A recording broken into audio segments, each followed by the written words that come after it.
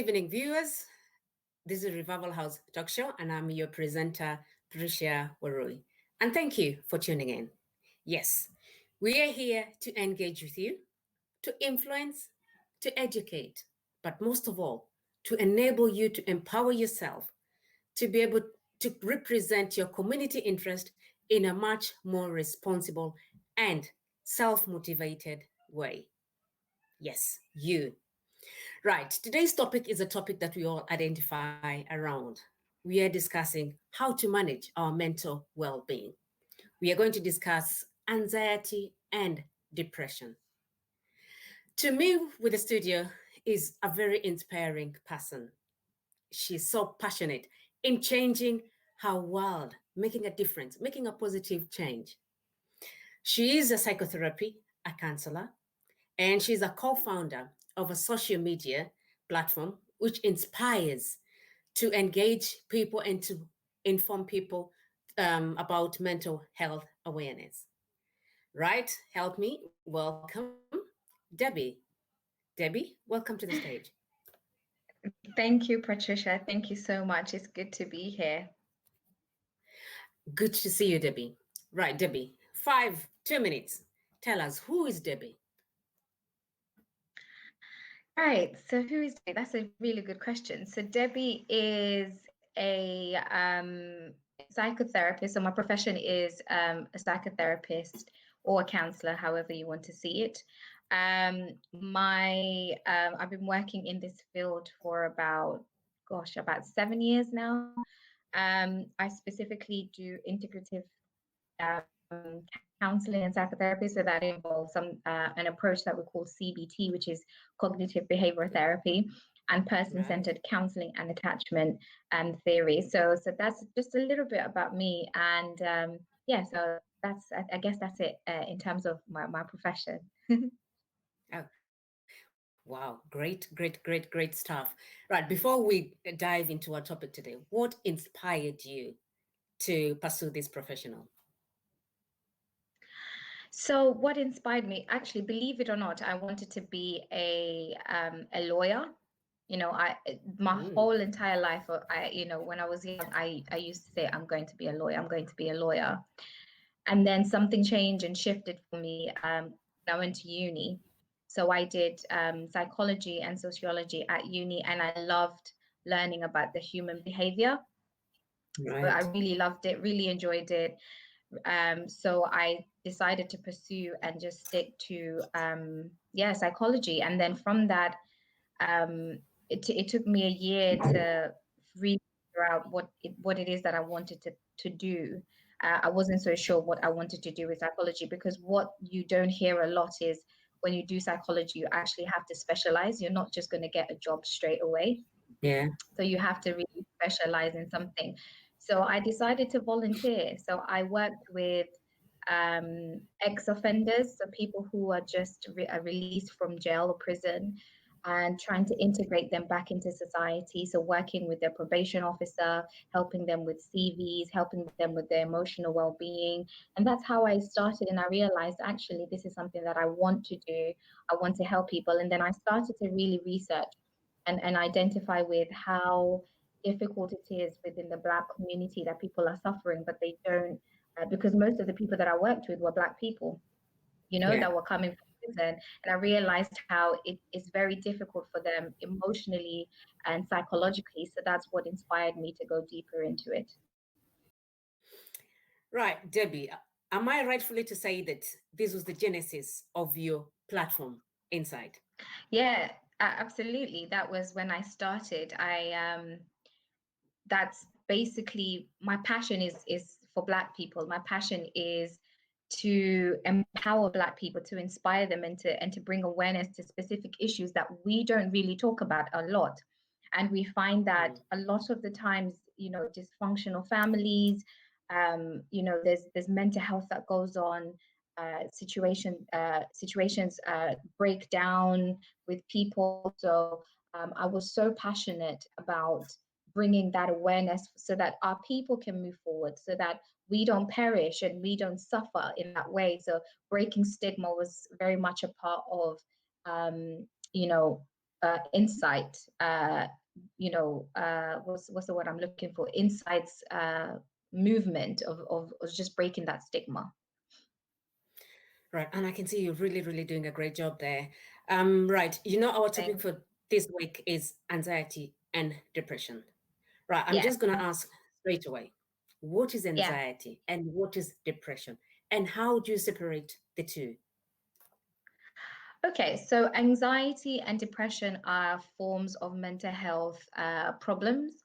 A lot of the times we hear about physical health and we hear about different physical health issues. So it might be, for example, diabetes, or it might be COPD. So there are different types of physical health conditions. So when it comes to mental health as well, there are different types of presentations when it comes to mental health. Now, depression and anxiety is one of them. So in terms of separating them and how do you know the difference, it's all dependent on the symptoms that you experience, whether there are symptoms specifically that you get for, if it's depression, and there's specific symptoms that you will get if it's anxiety. Right. Okay. So what will be the symptoms between the two? What will be the symptoms that we should look out for? Okay. Anxiety so with depression. Yeah. Okay.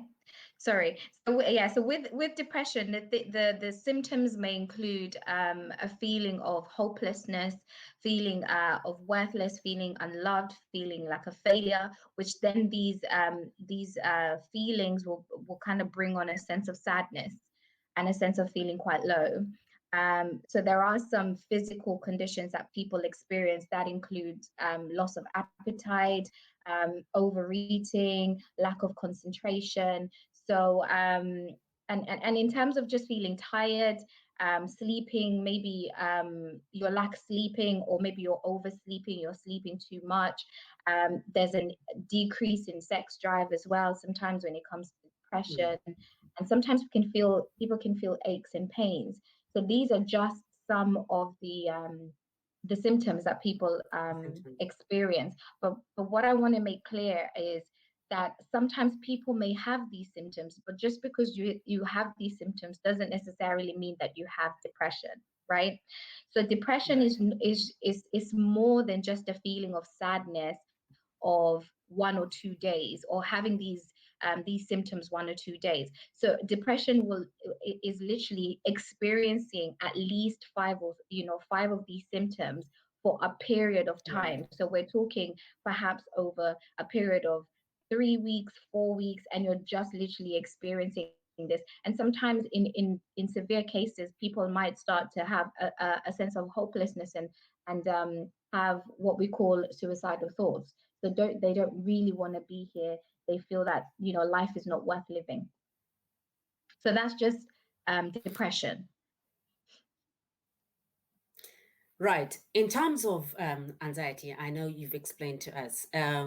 Is there a connection that anxiety could lead to depression, or you can just have depression without being anxious? So I've kind of expressed the symptoms of depression. So some of the symptoms that people have when they're feeling quite anxious. So the physical symptoms will include your heart racing, you're feeling quite sweaty, you're feeling breathless. So anxiety is, if I can explain it to a lay person so that they can understand, for people to fully understand, it's basically a sense of overwhelming fear. And anxiety comes across in so many different ways. So people might have what we call panic attacks, and panic attacks can be brought on by specific situations. So if someone, for example, has a phobia of something, they might experience panic attacks. If someone is what we call a worrier, an excessive worrier, so worrying so much and feeling that they can't control how much they worry, and because what they're worrying, for them it feels like it's something that is more likely to happen, then that can bring on an overwhelming sense of anxiety. Now, all of us have anxiety. That's one thing that we that is so important to realize, that we all have and experience anxiety. But the only where it becomes what we call an issue or a mental health issue is where it starts to impact your life, where you find people, maybe you don't leave your house anymore, you are avoiding to go out to be around people, you are avoiding specific things. Maybe you find that some people are putting extreme measures that is impacting their lives, like for example excessive washing, where it's taking loads of time and therefore is causing so much distress in their lives. So that's basically anxiety. But going back to the question that you asked before of, can you have depression and not have anxiety, or can you have anxiety and not have depression? The answer is you can have depression and have anxiety at the same time. So they both can exist at the same time. Oh, great. And how would you treat anxiety, and how would you treat depression? And is it treatable? So, absolutely. So yes, and I think that's such a great question to ask, Patricia, because I think that we always have this sense that if I do experience anxiety or depression, maybe it's not curable. That is absolutely not true. Anxiety and depression are curable. People do go for therapy and they come out the other side and they get tools and techniques to help them, and they find that they're in a better place. So how we treat depression is, and I'm speaking from a CBT perspective when I talk about how we deal with depression. So what we look at CBT is we try to identify the factors that are maintaining this problem. So there are things that people are doing that are maintaining this issue of depression or this issue of anxiety. So our job, my job as a psychotherapist, I get to try to understand how this is coming, and how it's manifesting in this person's life. So for example, if it comes to low mood and depression, what you might see is someone completely withdraws and they don't engage, they don't do, they're not motivated basically. And because when they're not motivated, they don't do. But what they don't realize, or what most people don't realize, is when you don't do, that's a maintaining factor to maintaining the anxiety, or the depression rather. So my job is to show them how that works. When I don't achieve anything, it means that I keep this thought that, or this feeling that I'm a failure, there's nothing more to life, and you don't experience any sort of sense of achievement, or you don't experience any sense of pleasure, or you don't experience any sort of sense of connection with other people. So therefore, what happens is when you don't do that, there are hormones in our brains that is called serotonin. And when we don't have that serotonin released from our brain, it means that we don't have those feel good hormones that come out of us. And that's why they always tell us exercising is good, eating healthy is good, having a connection with other people is good. So that's basically how we treat depression. And it's sort of the same with anxiety, because with anxiety, what you find is people avoid situations that they're fearful of, but by actually avoiding, that doesn't help them face that specific challenge. So what we try to do is guide that person and help that person to try and start to face any fears that they may have, so that we can actually get them to overcome those fears, or to overcome those worries, so that they can actually reduce their anxiety. And do people recover? Okay, in your own experience, have you seen people recover from the mental disorders that you've seen them experience previously? Absolutely, people do recover, and it's all about tools, right? It's all about tools that you get, and techniques that you get. Because what happens is, one of the things, for example, that I normally say is the importance of awareness, right? If you're not aware of something, that means it's very difficult for you to change it. So one of the things that is so important in treating anything is awareness. Even when it comes to physical health, we go for tests, we go for things, so that we know, we're aware of actually what's actually happening. So it's the same thing with mental disorders. Once you're aware of something and how to change it, then absolutely you do find people recovering. I've worked with so many people and definitely have seen so many people come to recovery. Right. I know you're passionate about the Black and African, the Yeah, African and Caribbean community. I know that yeah, is your passionate. Uh, yeah. would you say how do we have majority of people being affected by anxiety and depression when it comes to African and Afro-Caribbean communities? Would you say that they are on a higher rate compared to other communities? So what we find is, yes, that there, people in the Black community are more likely to experience mental health disorders, and that is for many reasons. So one of those is a lot of the times, or they're overrepresented within the mental health institutes, and the reason for that is because we find that Black people don't actually seek early intervention. Yeah. So for Black people, you find that by the time they get to maybe a mental health institution, something like a psych ward or something like that, it's because Mm. um, it's become to a point of a crisis. And that's why we see that there's maybe an overrepresentation of especially young, Black men uh, Yeah. in psychic wards, because it's got to a point of where they've left it for so long. The other thing Mm. as well is we have to look at the social and the society structure that Black people find themselves. So if we look at the areas that Black people live, maybe there's poverty, there's lack of Yeah. support, there's lack of resources, and that also, can get someone to be very vulnerable to develop mental health disorders. Yeah, I agree. I agree with you 100% because if you are at a lesser disadvantage, obviously, you are 100% Absolutely. vulnerable. Yeah, Right. Now, moving on. We're in lockdown and nothing is yeah, happening. yes, And most of the people, they're worried and actually extremely worried. And for various reasons, this is new to yeah, us. It's a new yeah, experience for every one of us. absolutely. What is your tips or what is your advice to people who are anxious in this current situation?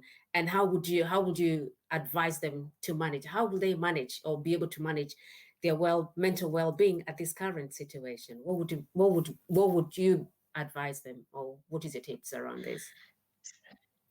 So first of all, I just want to say that it's okay and it's normal to worry, because it is a situation where, one, we've never found ourselves in. It is a new situation. No one knows how to Yeah, navigate through it. So it's it okay is. to absolutely, it's normal to find yourself worrying. So that's number one. I Mm-hmm. don't want to put a message across that it's not okay to worry or it's abnormal to worry. It's absolutely okay and normal to worry. Now, um, I always say that too much of anything is not good. We have to find a balance, right? So if we don't have a It's sense of poisonous. worry at all, Yeah.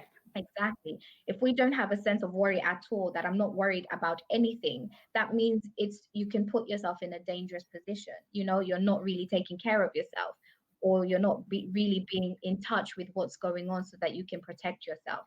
But at the same time, if you constantly and excessively worry, if you're on the other end of the spectrum, that can be unhelpful as well, because it Mm-hmm. means that you start to put things in place. Maybe your sleep starts to be affected, maybe even your your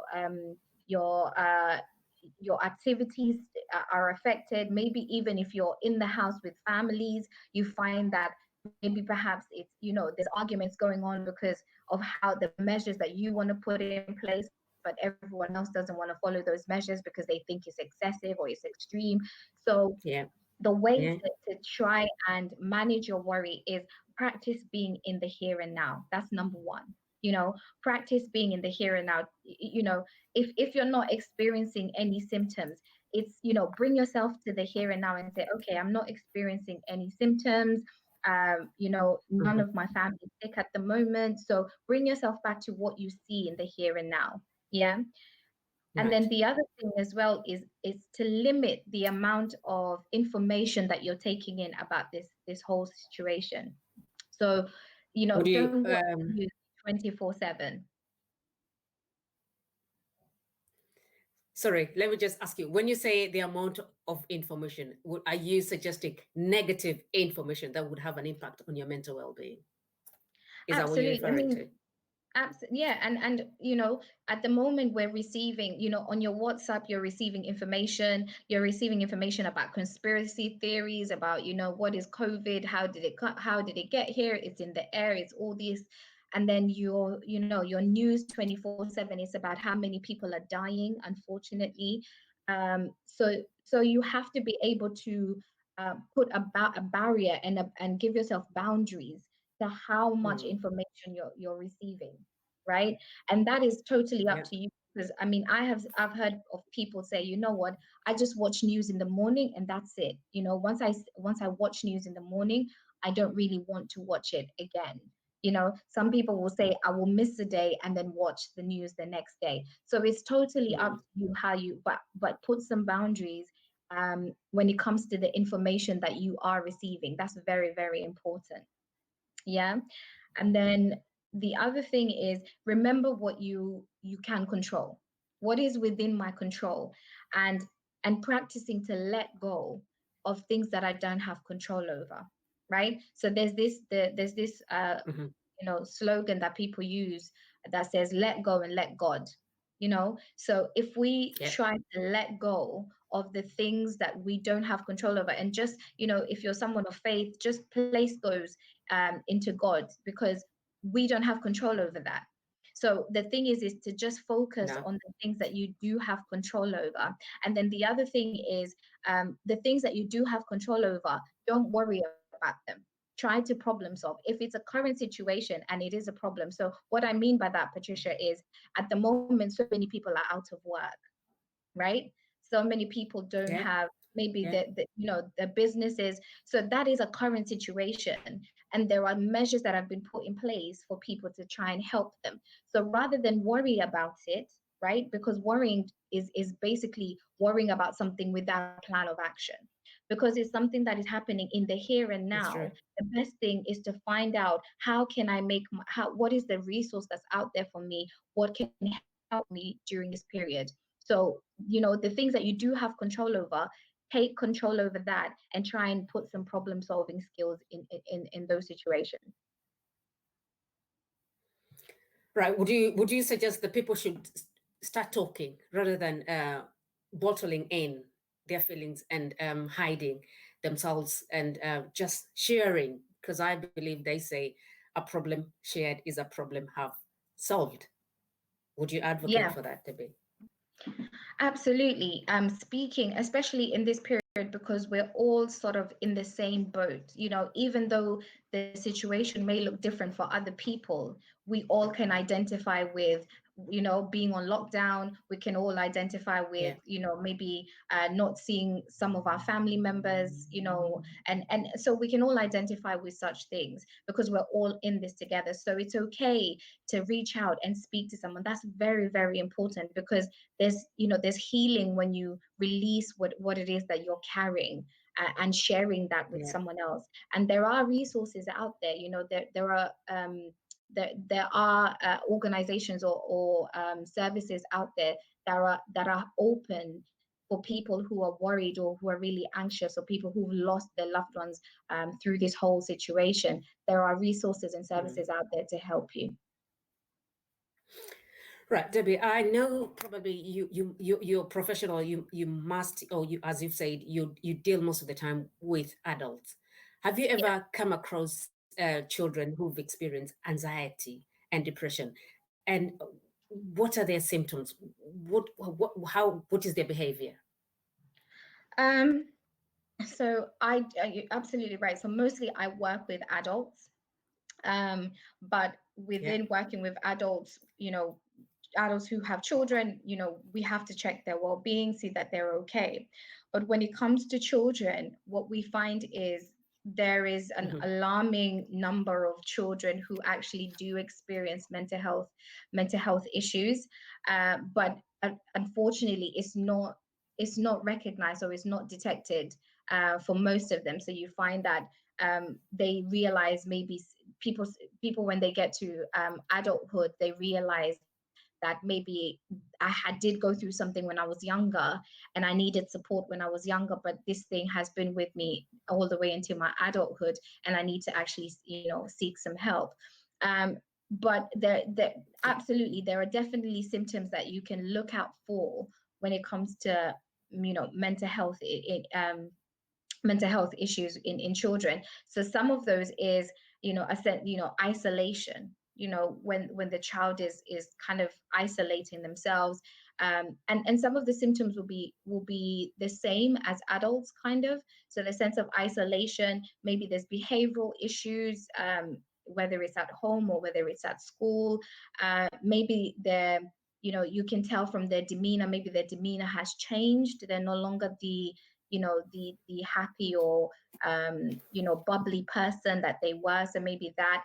The other thing also is, you might find that with young people, they're self-harming, and that's a way of them to find an outlet, because they're emotionally overwhelmed, and self-harm is a way of releasing that emotion. Yeah. So that's another way to, to recognize when maybe a child is going through mental health issues. The other one that is quite common as well is eating disorders.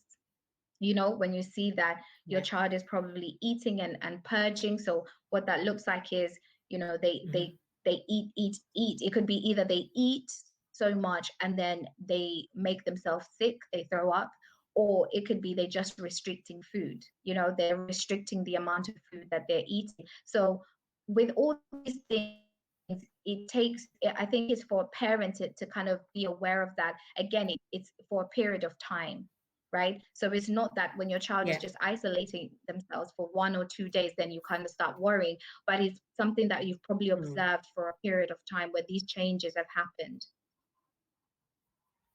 Right, that's great, Debbie. But as a parent, and I've got a child who's experiencing or displaying such symptoms, how would I Yeah. support? How What ways are there for me to be able to support my Yeah. child come through their experiences or whatever they're going through at that moment? Yeah. So the thing is that their physical health is just as important as their mental health. That's one thing I think first parents that need Yeah. to be aware of, especially within the Black Mm. community. We need to, because I feel like, anyway, let me speak for myself probably. Where I come from, it's basically about, well, I've given you food to eat, you have a house to live, you have clothes on your back, you're going Yeah. to school, what else do you Right. need? What else, what else is the problem?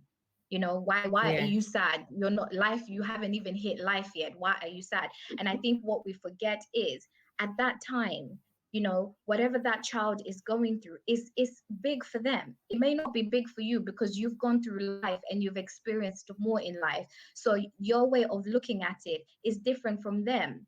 Remember that for them, that is something that's major at that time, and trying to come down to their level and understand that, okay, for my child, this is something that is quite big for them. It's quite important for them. It's really broken their spirit, right? And rather than condemn them and put them down and say, well, you know what, like, there's more to life. Why are you upset? You don't have bills to pay. You don't have this. You don't have that.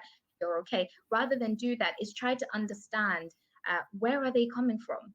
What has hurt them, and help them and guide them through the process of processing what it is that has hurt them, and guiding them through it. So that's number one. It's very, very important. The other thing, well, that's really important in helping them is, making sure that even in school, that what they're, what's happening in their school. Sometimes Mm. children might be going through maybe bullying, but then you don't know what's going on. But Yeah. it's okay to have moments where you sit down with, not even sitting down. This is the thing that I say. Sometimes sitting down with your child on a one-to-one is not going to be Mm-hmm. effective, right? No. So when it comes to, when we work with children, what happens is, when a therapist works with a child, they'll use Mm. play to try and engage with the child, right? So Yeah. don't sit your Yeah. child as one-to-one and let's have conversation, because they may not be able to open up like that. But you might be able to say, you know what, let's go out. Let's go out for let's go out and do some shopping. Let's go buy and do this, that. Let's go out for a meal. If if it's a teenager, let's go out to the film. Let's go out to the movies, and then build that sense of trust where they feel comfortable. And then what you realize is the more they start to be comfortable with you, the more if you start to really check in, they might be able to open up and tell you more of what's going on. Because what we find is with children, when you engage them with play, they start to build a level of trust and they start to open up. What about teenagers? You've said about children. How would I Yeah. translate that to teenagers? And teenagers, they present to know it all. Sorry, uh, Yeah. and sometimes they kind of have that barrier around themselves. That I'm at that age where I can deal with issues by myself. How would I Yeah. engage them, or how would I be able to engage them to be able to explore what is underneath?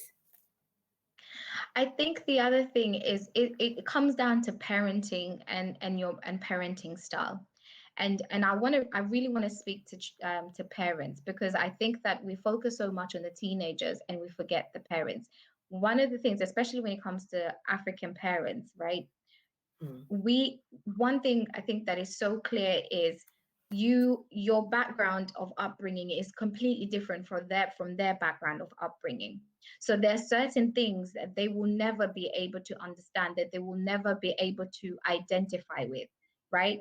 So when sometimes you hear parents say, well, in my time, I would have to do this, and that, which is fine. We can share those experiences with our children, but share them not in a way to bring them down or to condemn them, but to actually build them and to help them and to support them and help them understand.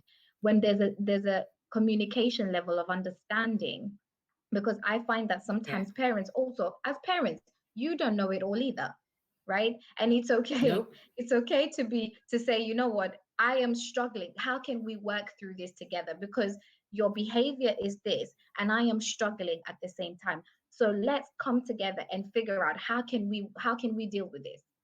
Because Yeah. especially with teenagers, because again, they, like you said, they might feel like they know it all, and you might look at them Mm. and actually you don't know anything.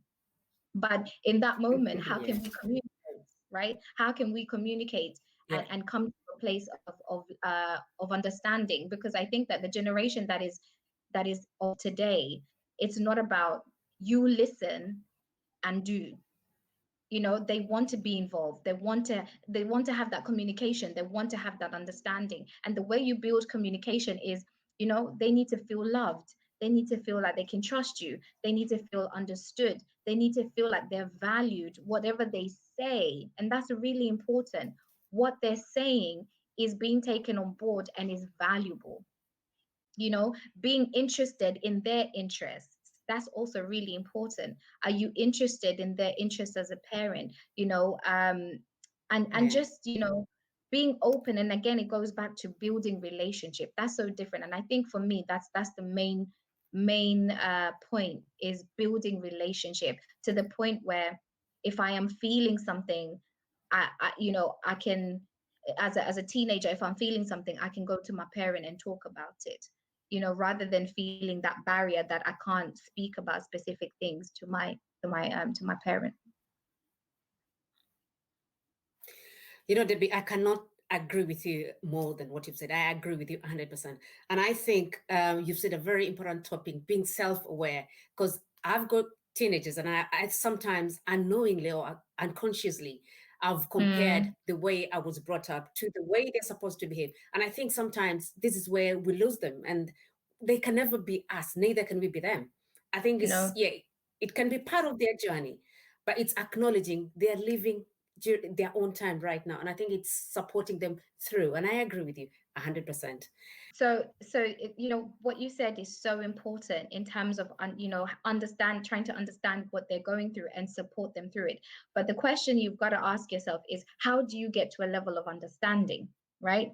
It has to be a place of, actually, Hmm. I don't Yeah. know the difficulties that you're going through in this generation. Again, we as parents as well, or parents in general, don't know it all.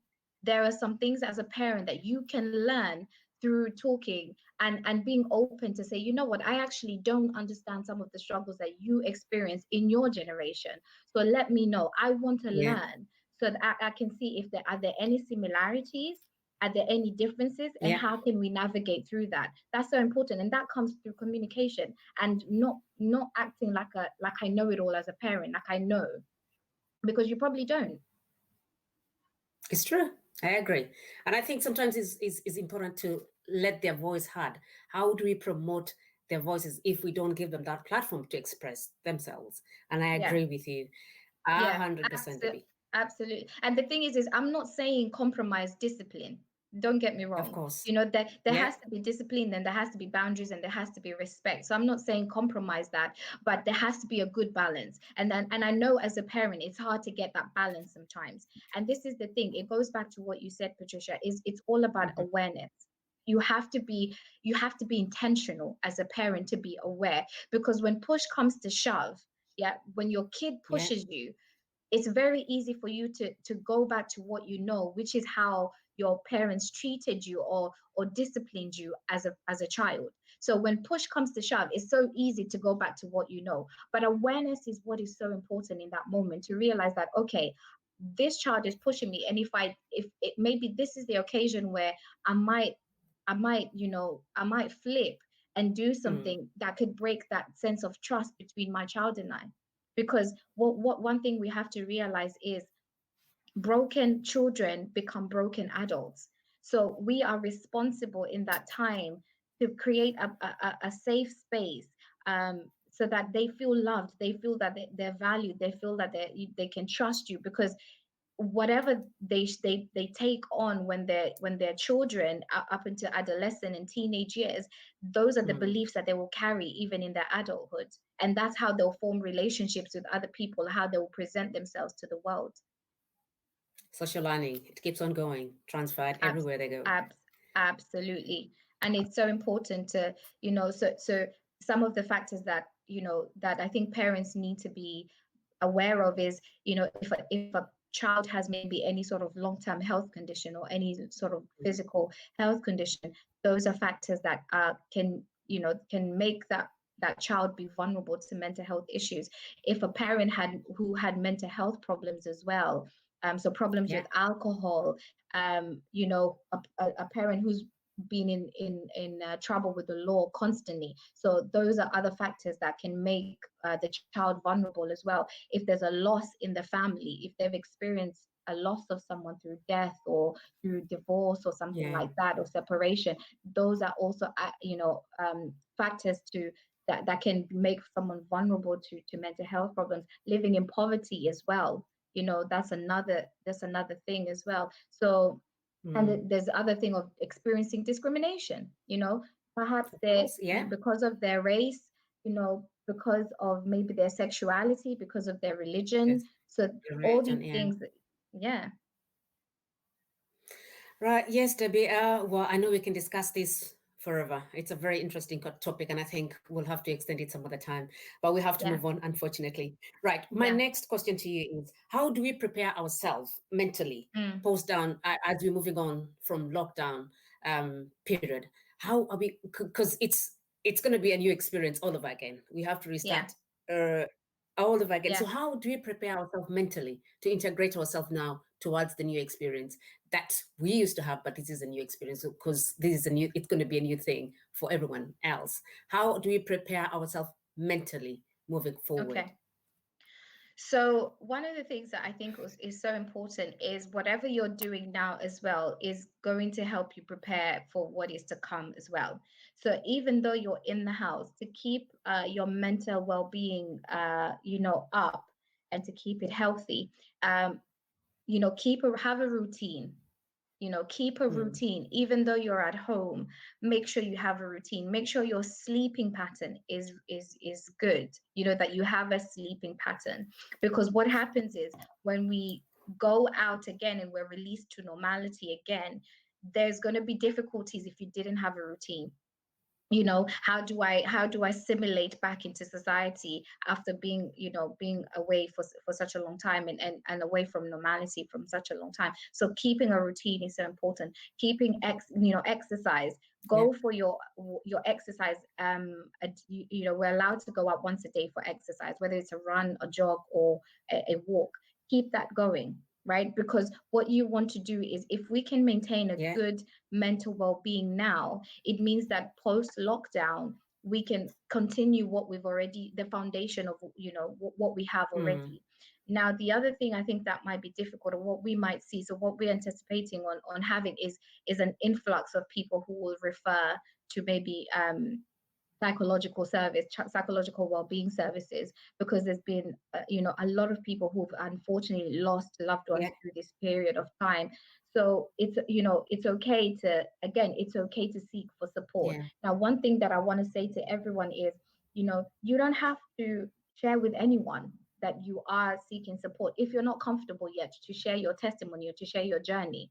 You know, if there's confidentiality Mm. when you work with services, so it's not, and if you live in a house where, you know, it's a shared accommodation, or you live with people and you don't want them to find out, you know, you can request for your mail to be sent to email.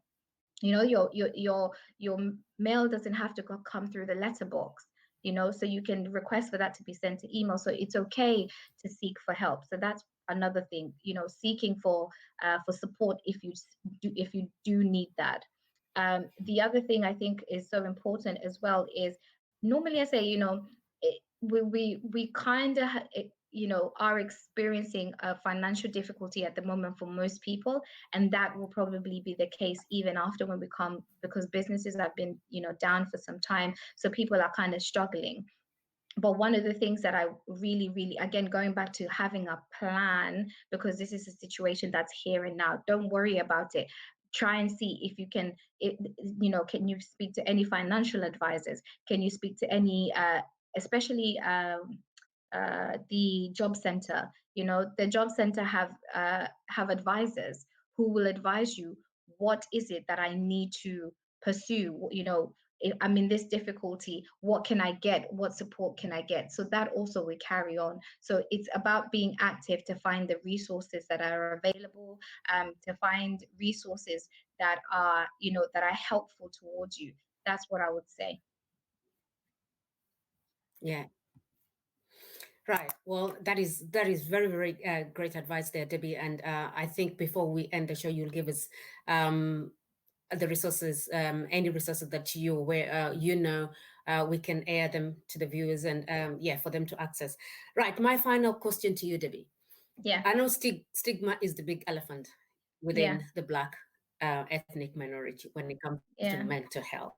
yeah. What is your advice to people who are experiencing mental health currently, but they don't have that confidence to come out because of the, of course, the stigma attached to the mental health illness? Yeah. So the thing is we are okay with physical health, but you can't detach mental health and physical health. Your whole person is made up of body, mind, and spirit, right? So you cannot Yeah. detach your physical from your mental and from your spirit.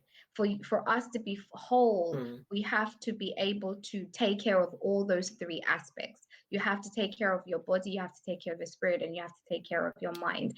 Now we are Mm. okay to talk about physical, but one thing people don't realize is, if your mental, if your psychological well-being is not great, that is going to Mm. affect your physical.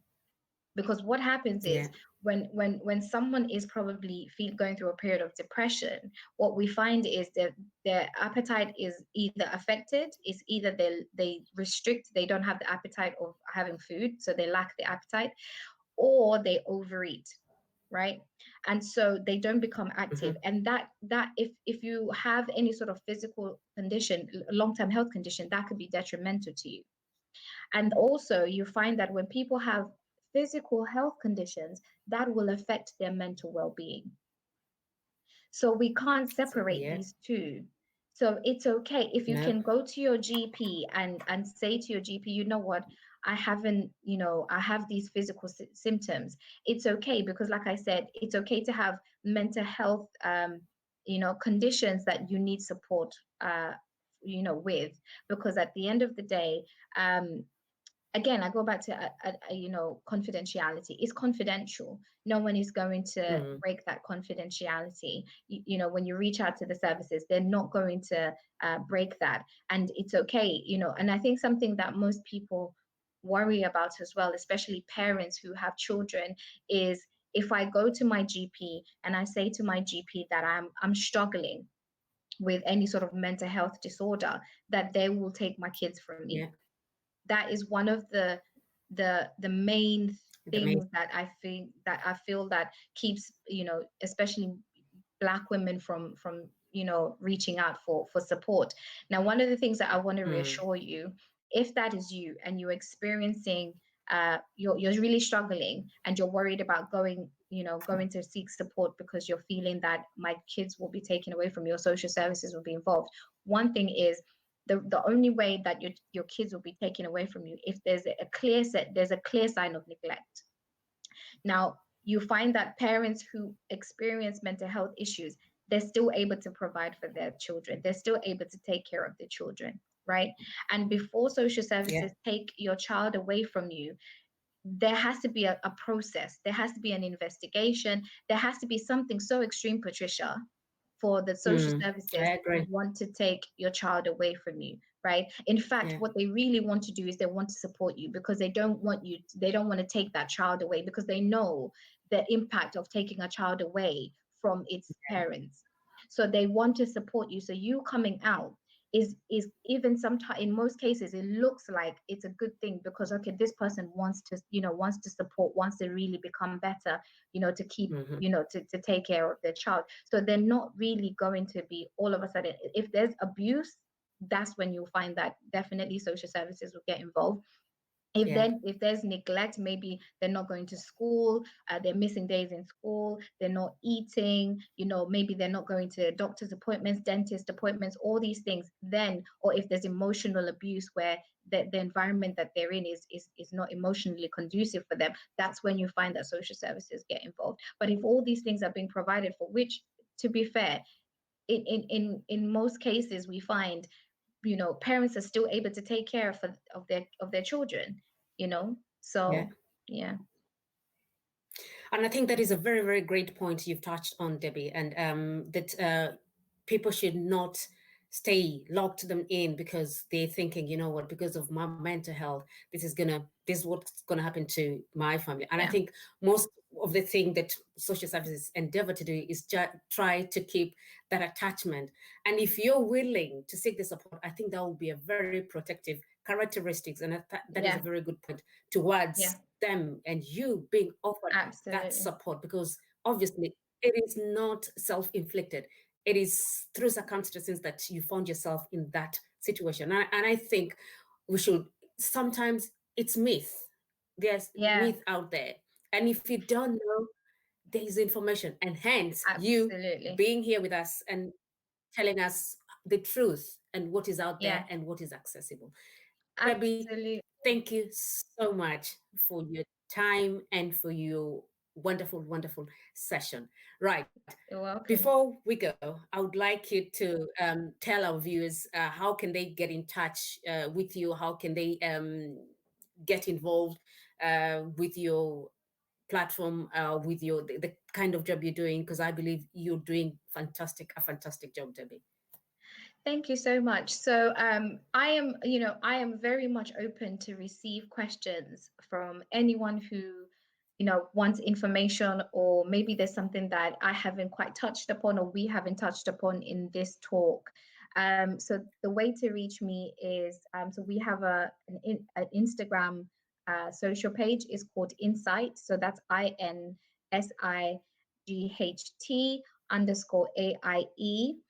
So that's basically our platform on Instagram. We have a platform on Right. Facebook that's called Mental Health Awareness as well. So if you really want to get in touch with us, you can also get in touch with us through insight.aie@gmail.com. So email us any questions that you may have, anything that you may have, then we can, I'll try my best to answer them as possible, because I know that sometimes you may have certain questions that you feel like I need to really, reach out to someone to actually speak to. I can't really find this information online, basically, and I really need to talk to someone. I'm absolutely happy and willing to support anyone. Absolutely. Thank you, Debbie, once again. And you know what? Continue being the champion you are. I can never put it any better, because I think you're so much passionate in changing your own world, and I've seen this through so much of your work that you continue to do. Well done, Thank girl, you, Pat. and continue being the champion you are. Thank you. Thank you for having me. You're most welcome, Debbie. And with that, viewers, we've come to the end of our Revival House talk show. Yes, every good thing has a beginning, has an end, unfortunately. Right, that was a very great session. And remember this, every mind matters. Remember, you're not alone. Whatever you're going through, you're not alone. Speak out. There are services out there that are accessible and reachable for you to be able to receive support and to improve your situation, whatever that might be. Right, remember this, what consumes your mind controls your life. So be positive. Yes, be positive in every situation. Remember, nothing lasts forever. And until next time, I am your presenter, Patricia Warui, for Revival House Talk Show. Goodbye.